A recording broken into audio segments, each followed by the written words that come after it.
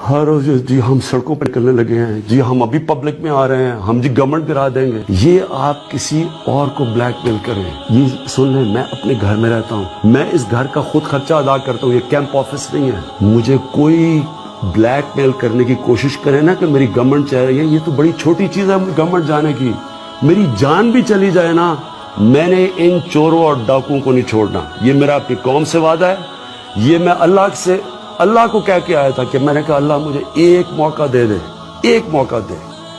جو انہوں نے میرے ملک کے ساتھ کیا میں نے ان کو کسی صورت نہیں چھوڑنا.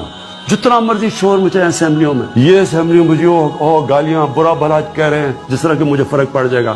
میں وہ ہوں جو 1 لاکھ لوگوں کے سٹیڈیم میں جاتا تھا مخالف گراؤنڈ کے اندر، اور سارے مجھے برا بھلا کہہ رہے ہوتے تھے. مجھے ان کے تھوڑے سے لوگوں سے کوئی زندگی میں فرق نہیں پڑتا، لیکن میرا جو مرضی آپ نے کرنا کرے. میں آج آپ سب کو بتا رہا ہوں، ایک ایک کو میں نے جس نے اس ملک کو نقصان پہنچایا، انشاءاللہ میں آپ کو نہیں چھوڑوں گا، کیونکہ مجھے پتا ہے میرے لوگوں کے اوپر کیا گزر رہی ہے.